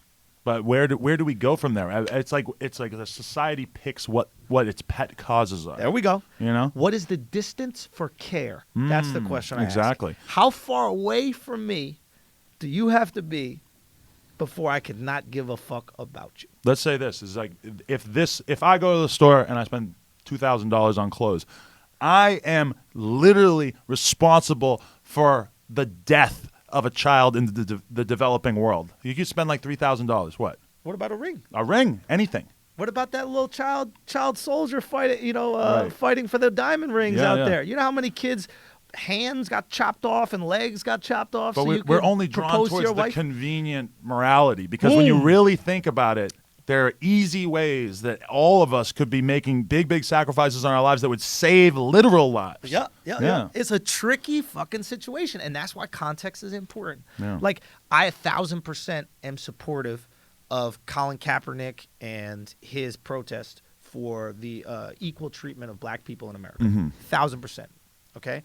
Me personally, do I stand for the flag? Yes, because I view the flag as a best case, and the national anthem as a best case scenario for what America can be. Same, yeah. Like, that's like, when I look at the flag, I look at, like, remember when Martin Luther King said, we are coming to cash the promissory note that you gave us, right? And the promissory note was equal treatment, equal rights. And he's like, yo, we're coming to cash this shit. That flag is a promissory note. People will fuck up anything good. Right. But the flag represents good for me. So that's just my personal thing. But I totally support people who want to kneel for it. That being said, you have somebody who's fighting for the equal treatment of people in America, who is also sponsored by Nike, who makes clothing in sweatshops with child slaves. So it's kind of, you know what I'm saying? Like, there will always be something wrong. There will always be something hypocritical. How can you accept millions of dollars from Nike and promote this brand that you know child slaves are making? So you tell me, because I don't follow football or sports at all. Yeah. They say that like 13% decrease in NFL being viewed and stuff. And a lot of people are saying it's related to the Kaepernick thing. Is that real talk? No, it's just cable cutting. Okay. Like, I don't have cable anymore. Right. Like, I think people just are going to internet, and I think I'd be interested in seeing if bars have seen an increase in patronage since this cable cutting thing. Cable cutting meaning, like, now that people have Hulu and Netflix and all these other things, they're not getting a traditional TV package. I don't have a traditional TV package. Right. So if I wanted to watch football, the last thing I would ever conceive of doing was like paying for cable so I could watch it live in my home. Yeah. It just doesn't even... It's more fun at the bar. I wonder if bars are making more money. That'd be an interesting thing. I mean, it'd be cool if that many people were coming together in support of it, but... Yeah, it seems kind of hard to believe. Yeah, I mean, you have to, like, when have sports fans been rational? Yeah. You know what I mean? Like, I don't think sports fans are really... We're talking about people who will go out, paint their chest the color of their team in 20-degree weather, and just stand outside. You do that? Fuck no. Never? Hell no. Okay, me neither. I'm a diehard Knicks fan, but right. Nah. I never got excited about a fucking sporting event. I've kind of... actually, I feel like I'm all of a sudden kind of starting to get it, because I'm I'm not talking about sports. I'm 8 episodes into season 1 of Game of Thrones. And I watched 2 or 3 episodes last night, and it's like it officially clicked. There we go. Before I even finish the season, I want to go back to the beginning of the first episode and watch it back. I'm not going to let myself do it. What made it click? Because the other night we're hanging out, and Lena was like, yo, he does not fuck with Game of Thrones. And I was saying that I didn't think I could do it, but even then I was starting to weaken. Okay. Yeah. So tell me what made it click. You know what I think it was? I think it was just realizing that Jon Snow went to that wall and that he thought it was all going to be great and that he was going to have a great life, and then he realized, actually, you're not going to get to do jack shit here, and then realizing that something really big is going to happen to him, and I don't know what it is, but I just want to know what it is. Oh, And then going down. you know that moment when you're watching a show and like one or two of the plot lines starts to make sense to you, but there's still other ones that are kind of, you know. So then I'm like pausing it and being like, all right, so explain this whole fucking Lannister thing to me again one more time. Why the fuck are they with the king? Like, what is this all about? I can't even imagine where it goes from here. And you know, I just watched the episode where there's a fucking zombie dude who keeps coming back from the dead. They had to burn him. Yeah. I don't know. I'm starting to get into it. I've never liked like science fiction or fantasy or anything like that my whole life. My mom has always said that too. My mom's like, you know, I know you're my son because you could never watch Star Wars. I tried to rent you Star Wars when you were 7 and you thought it was stupid, and I've always been like that too. Yeah. My mom said that to me. I was like, it makes 6'3". sense. Yeah. I was such a maybe you're nerd. 6'4". I don't know how to tell you. But I was a nerd like growing up. I think I needed glasses my whole life. This is Okay. what I blame it on. Who knows? Yeah. But I was listening to an interview with some fucking old rock star the other day, and he was saying this too. And it blew my mind because I'd never heard anybody say it before. You hated TV because that shit was blurry and gave you headaches. Yes. Well, that was part of it. He's like, I never really got TV until I got glasses. And he's talking about the same age. So he's like, when I was like 11 or 12, I got glasses. Boom. I realized that I hadn't really been like consuming TV. Yeah. It explained to me why I was bad at sports. For him, it was like, oh, it explained to me why I always would want to sit in my room and play my guitar. For me, it's like, oh, it explained to me why I always wanted to sit in my room and play fucking Donkey Kong Country. Yeah. It's because I couldn't see shit. And I didn't know. And my parents felt so bad when they found out in like 4th grade that I needed glasses. Yeah, that's fucked. That's my logic for why I'm like 6'3", and because people always seem surprised, like, oh, if you're 6'3", why the fuck are you like concerned with like weird internet things and stuff like that? Because people always meet me in real life. They're like, I thought you were gonna be shorter. Oh, same with me. Because personality-wise, it's like I seem You have like short guy personality. I think so. You're yeah. like the ugly duckling syndrome. I seem like I'm making up for something, and people I think it's gonna be the height. They think I must be short, and that's why I'm so loud. Why does he have these tattoos? Why does he have these opinions? Okay, but why'd you end up funny and fucking outgoing? It might be the same thing. You think? Maybe. Were you on bad at some sports? level. No, actually, I was good at sports. I was. Yeah, sports were always pretty easy for me. Those types of things. I wonder what it is. I don't know. Maybe trying to find my mother's love or something like that. It could have been also like growing up in New York. I think there's just so many different. There's so many different people, right? That you're growing up with. Like all the people that I would go to school with are coming from very different walks of life. Like my high school is half Asian. Maybe like 15% white, maybe like 10% black, and then the rest Puerto Rican or like Latino and shit like that. So I think we were from such different parts of life. Humor was like a common denominator. So I think it was an easy way to maybe get accepted from all these different people that I didn't exactly know how to relate to besides humor. So I think there was something inclusive about it. Interesting. That's what I chalk it up to. I just had so many. Yeah. I don't know. Did you always just feel you had something to say? Like that you wanted to be able to express yourself? And when did you realize that comedy would be a venue for it? Well, I didn't feel insecure about saying anything until I remember the day. I was in college, and it was maybe it was freshman year, and I was in one of those like big, maybe it was actually sophomore year. I was in one of those big group classes, like of like 400 kids, and I wanted to say something, and then I was like, but what if somebody thinks what I'm asking is stupid? Right. Like that was the first time in my life. Right. I felt your whole insecure. life. That's pretty impressive. Insecure about saying something. Right. Right? I've definitely felt insecure about a million different things, but like never like if something was on my mind, like if we were in math class and I didn't get it, we didn't get it. Right. Like the class wasn't moving on until I got it. Yeah. And I didn't understand, oh shit, there are people who feel insecure about maybe voicing their vulnerability about not understanding something, or even but so you felt that one time. Did that become like a theme? Did you keep feeling that way, or was it like more bolster your attitude of like, no, I can do this, I can be myself? That was probably the beginning of being self-aware. Right. So that was my introduction to self-awareness. And like, oh wow, there are things that could be insecure. Why am I insecure? What are these? Why does this insecurity motivate my behavior? Am I projecting an air of confidence to cover up the reality of insecurity? Like that was my first time I delved into it. Interesting. And then yeah, it was interesting. I even changed my major to psychology, and that was probably part of it. Right back to Game of Thrones. What is it that appeals to you so much about it? And also, that's a big part of it too, is wanting to listen to that fucking podcast that you did the other day. Yeah, you gotta listen. Because I've been listening Wester to Brilliant Bros. Idiots consistently for 6 months or however long since we did that interview. Yeah. And then you got this new podcast, and I know I can't understand it right now. Yeah. And I'm like, fuck, man. Now you got to plow through it to get into it. Wester Bros. If any of you guys like Brilliant Idiots, it's the only brilliant. For any of you guys like Game of Thrones, I say it's the only Game of Thrones podcast by dudes who got laid in high school.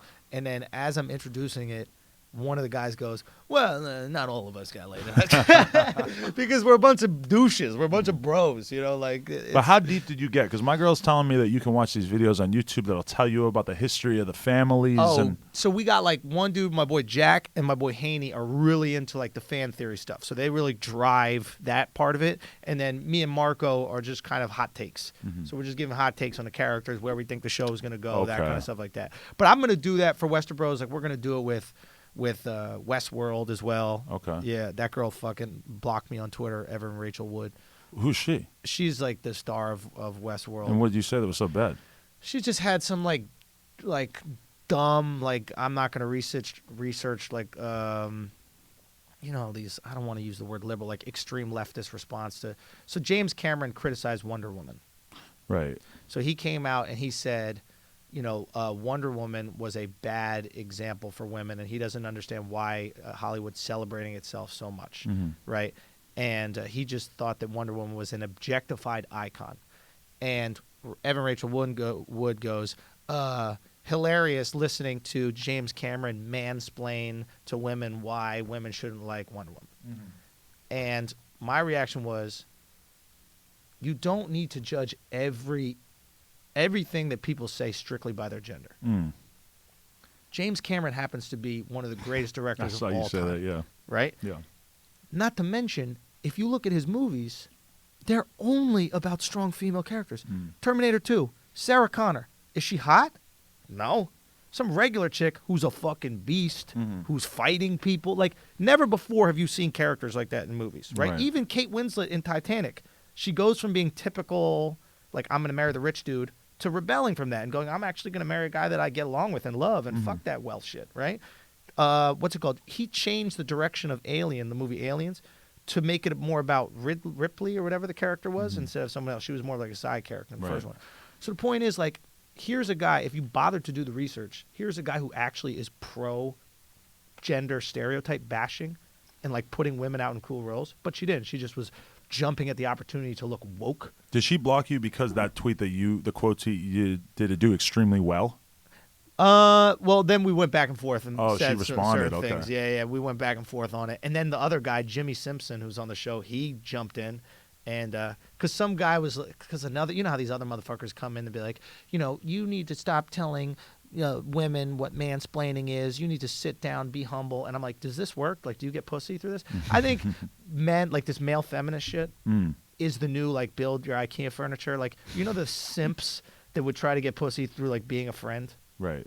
Now they try to get pussy by saying, like, I identify as a male feminist and I'm ally, da-da-da. It's like, you fucking dork. Well, I just think the argument of, like, shutting down James Cameron when talking about movies by saying you're a man is, like, that's the most offensive line of thought. Like, she deserves to be ridiculed by everyone for taking that stance, don't you think? Bro, is it possible he might have a point? This director guy that knows a little something about movies. Well, what's not possible is that his entire point is negated because of his gender.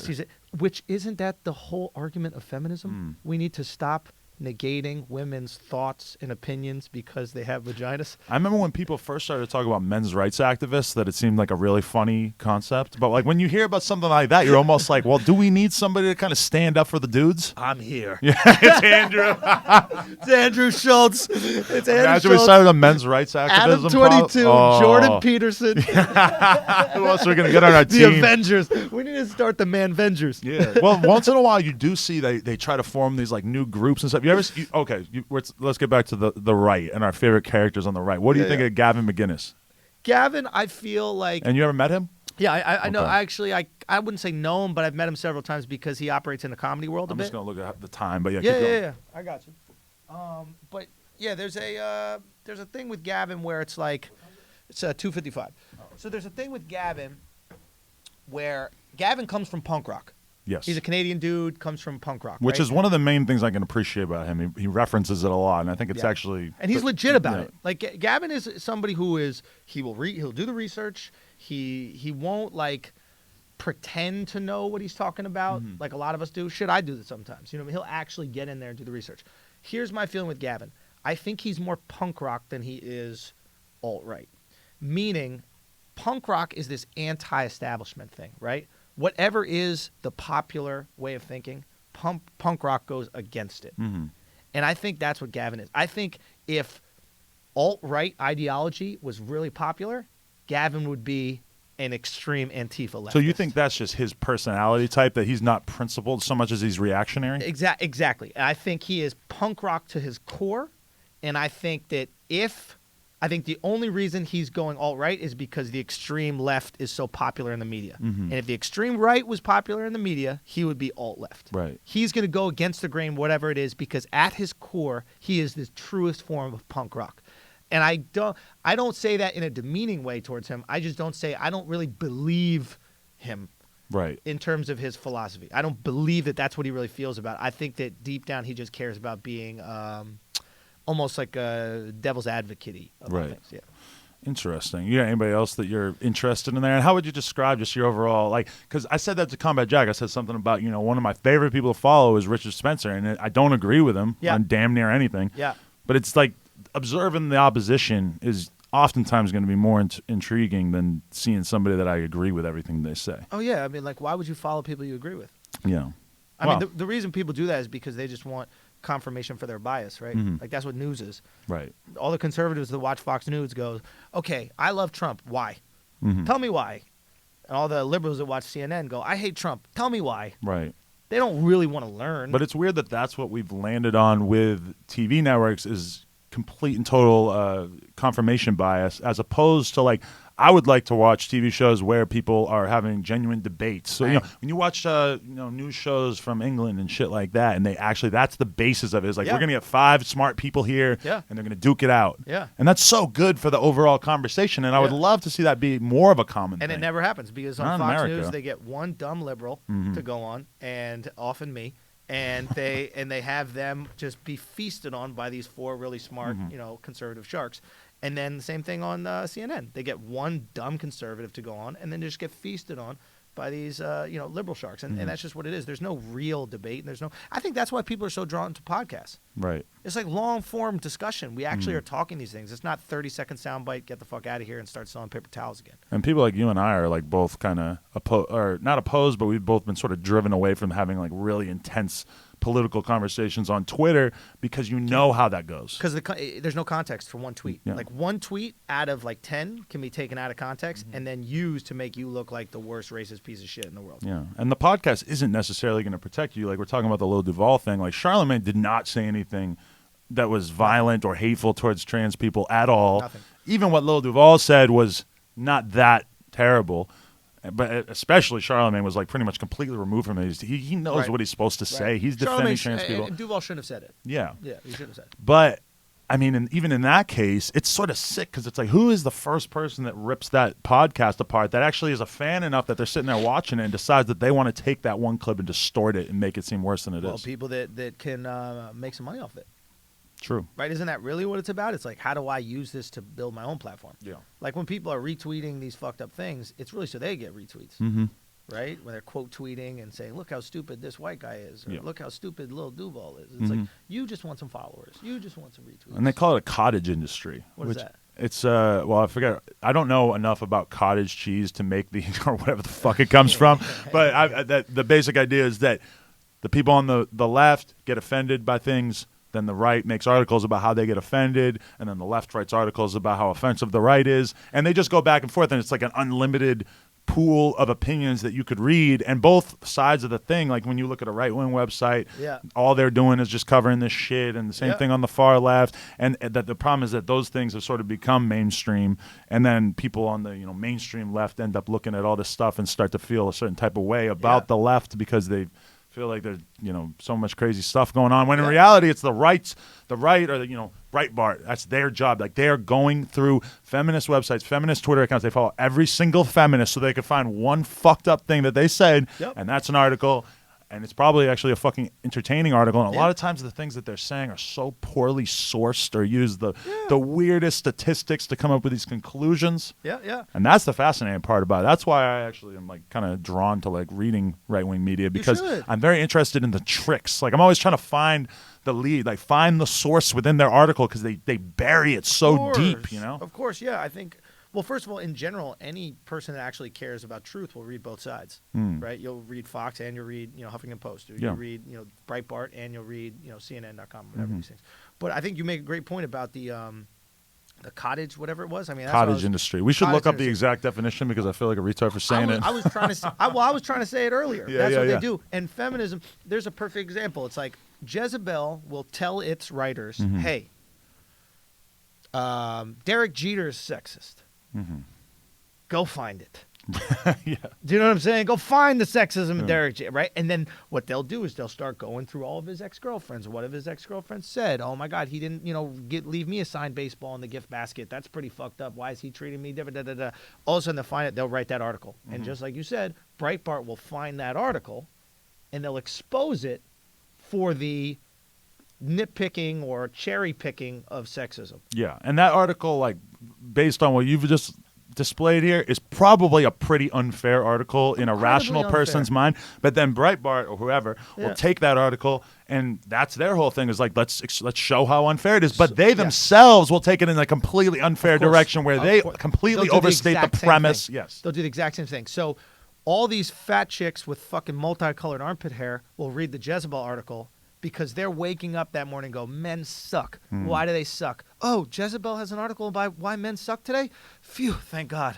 I feel full, because I was a little bit empty. I felt a void of men sucking, and you filled it up for me. Yeah. Breitbart writes that article about how the left sucks and how feminists suck, and now all these dudes who don't get any pussy will read this article about how the feminists are ruining the world and this, that, the other. And they feel that void, like, hey, feminists suck. Why? Oh, here's this Breitbart article about how feminists suck. I feel full. Yeah. Thank you. So we're just filling up people who live in a vacuum. Yeah, and to a certain extent, we're acting like we're above it.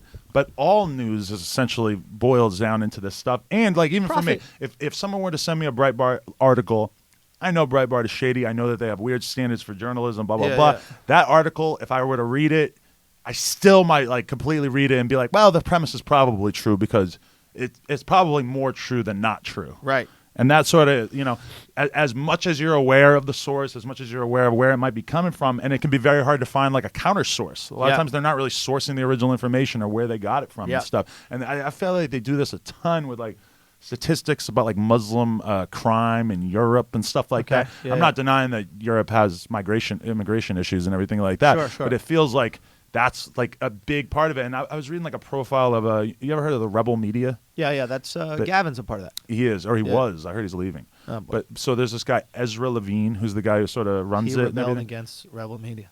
He rebelled against Rebel Media. Well, yeah, a lot of people did. Tons of people left. The story about Rebel Media is insane. There's a ton of stories out there. You got to read one. Well, tell me about the European thing. Well, so basically, I was just saying in general, is when I subscribe to their channel just because I want to see what kind of articles they're saying. Sure. The entire basis of the fucking channel is just to find negative factoids about Muslims. Yeah. And it's all about that, because that's what their fucking audience wants. Or when the whole leftist media is saying Trump did something bad, it's like, no, actually Trump's okay. This is why what he did is actually not that bad. Sure. Here's why, blah, blah, blah. And there's a huge appetite for that, whether they're right or wrong. So have you ever seen all these Game of Thrones fan theories? I haven't yet. I look forward to being able to comprehend that kind of thing. But you're aware that there's a big community of that on the internet, right? It's no different than the anti-Muslim sentiment and the anti-Trump sentiment. Right. Right? It's people having that void that it needs to be filled, right? And just you finish a Game of Thrones episode, you're like, I want more Thrones. Where do I get it? YouTube? Oh, what, people are talking about it? Or Westeros? People are talking about it? Boom. Same thing with, these people who are angry at their lives and angry about maybe immigration in Europe. And they're like, who do I have to blame this on? Oh, Muslims? Oh, are Muslims creating more crime? Are there more rapes or whatever in Sweden because of Muslims? There's this interesting statistic where ever since they increased the immigration in Sweden, Sweden's become the rape capital of the world. Right. What they often leave out is that Sweden switched their rape laws. Right. I read that, and has made them the most, in some ways, liberal rape laws in the world. So if a guy comes up to you at work and goes, oh, you have a nice blouse, that's considered rape in Sweden. They group in sexual harassment. Exactly. They group in sexual harassment with rape. So now, because of those laws were shifted around the same time as immigration, you'll have Rebel Media and these other organizations conflating the two things. Oh, Muslims are just coming and raping all the women in Sweden. Yeah. Well, asking a girl if she has a nice blouse, I don't know if we right, or saying the girl has a nice blouse, I don't know if in America we would consider that rape. That being said, so that's why you need multiple sources. You need the source that goes, hey, it's crazy out here in Sweden, check it out, and then you need the source that fact checks that. Do you see that Verit thing? What is Verit? Verit's like this new media startup where their big thing is that the main, and if you go read about it and like just read some of these articles, you're gonna find it so fucking entertaining because the dude who started it is a total fucking asshat and he's threatening to sue everybody who talks shit about him. But the basis of the media company is that there is so much misinformation out there that we're going to have facts, and these facts are verifiable, and they each come with a serial number, like a code, a 16-digit code, that you can take that code and type it into their website to make sure that that fact is verifiable. And the site is also being touted as like a home for Hillary voters, Hillary supporters who feel like they have no home now or whatever, and it's just... You gotta Google this. Verit, man. Is like, it he'll probably biased try or to no? sue me. Yeah, it's super biased probably. But their whole idea is that it's not biased at all. Well, that's what I wanted to do. I wanted to do real news. Yeah, but who is real news? Who do you look at that are like, it's probably just going to be too boring for anybody to even click on, right? Well, that's the other thing. It's like, how do we engineer society so that they care about real news? And I really think that's how Vice popped up. Not enough people give this credit. I mean, Vice also did, like, they had the tattooed journalists, and they did, like, interesting stories about people fucking donkeys in Colombia or whatever like that. But I think on some level where they popped up was they were like, hey, this is what's really happening. And there was really no news outlet who admitted that this was what was really happening. Just documenting, not opinion-based. Hey, this is what's going on in Iraq. Do you want to see what's really happening in Iraq? This is what's going on in Venezuela. And there was a thirst for knowledge, and I think that they were unbiased enough where people really supported and believed in them. Yeah.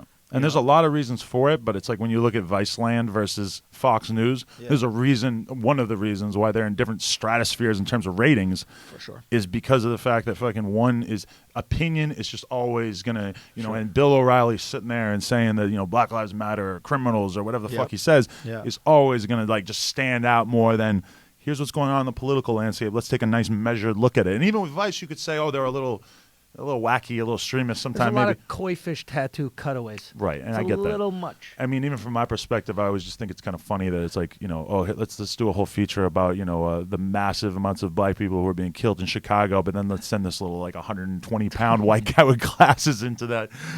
I don't know if they still do that. The Weezer lead singer? Yes. What's that guy's name? Thomas. Yeah, whatever. Shout out to him. No offense to him. He's an easy punchback. We don't even know his name, and we're fucking making fun of him. Yeah, I just know what he looks like. Poor guy. But it's just Williamsburg. He might be the best guy to go there because he's so non-threatening. He's not a cop. And he's in there and he's asking, like, Chief Keef, so like, oh, that's an automatic weapon. Yeah. That's what people think you look like. Chief Keef? No. Thomas. They're like, and then they meet you like, what's going on? Why are you so tall? That's real.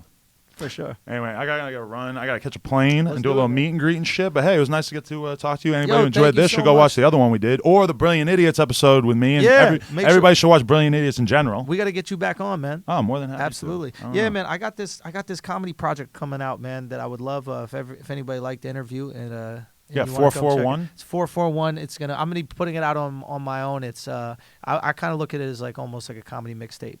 Okay. So, but I put it. It's like 4 clubs. I do 4 different sets in one night, and I got the cab rides and everything in between. It's something very unique to New York. This comedy. So is it one video or is it a series of videos? It's one video. One video. It's short. It's a little under 17 minutes, and but it kind of shows what New York comics go through. I kind of bring people into that world. So really? I'm dropping it. Originally, I filmed like an hour-long version of it. Right. And then I cut, I was shopping it to different networks, and I was just tired of waiting. And I've always, when I create content, I want to give it to the people. I'll worry about money later. So I just, I want to put it out. So I'm putting it out on my YouTube channel, youtube.com/TheAndrewSchulz. And if you guys are already on the internet, you want to check it out. I don't know when this is going to be up, but it drops September 14th. Okay. I think I'm going to put it out like a day or two after today. Whatever. Yeah, there's no rush on it. So September 14th, man. Just go check it out. I would really appreciate your support, man. Yeah, I want to see that shit. And also, I just seen Andrew do comedy the other day. My girl said that was the top 10 funniest comics I ever seen in my life. She was a full believer. I have not been to a ton of comedy shows, but I definitely, even compared to the other podcasters that I like, like I'm a Joe Rogan fan of his podcast. I seen him do comedy I liked it, but I wasn't as into it. I was like, I think that's the difference between like a 50-year-old dude and a 30-year-old dude is that Andrew to me feels a lot more current. So anybody wants to see some good comedy, go check Andrew's shit out. Yeah, it's funny, man. It's one of the reasons why I did this special like this, or I call it a comedy experience, not a special documentary. But one of the reasons I did the experience is because people know me from the podcasting world. They know me from maybe the acting world, the talking head world. Mm-hmm. I've had these like sitcoms and movies and that kind of shit. But like, a lot of people don't know me as a stand-up. Right. And that's what I'm strongest as. So it's like, you got to promote that angle. Exactly. Yeah, and it's on me to promote it. Like I've never had any interest in doing like a late night set. I find them kind of like watered down and kind of corny. Right. And I definitely always wanted to do many specials, but you got to prove your worth. It's just like all these rappers that probably holler at you. They're like, "Yo, put me on," and you're like, "Put yourself on." Yeah, put a video up, put a mixtape out. Put it out. Put out your 441. Get a reaction. Exactly. So I think it's on us to do it, and like I had to humble myself in a way because I've done things in this industry that maybe certain guys who have had our specials haven't had. I've been a lead in a sitcom. I've been in films. I've been in, I've done things where I would think, well, yeah, you're just gonna give me a special. Nobody's gonna give you shit in this fucking career. You know what I mean? So it's one of those things where you got to just put your own shit. I mean, this shit. You're all independent. You're the crew shit. I'm happy to see it, man. Yeah, I'm gonna send it to you. It was good to have you back. Thank you, brother. Let's go make somebody take a picture of us. Peace. Appreciate you, man. Thank you. I'm ballin' like an athlete.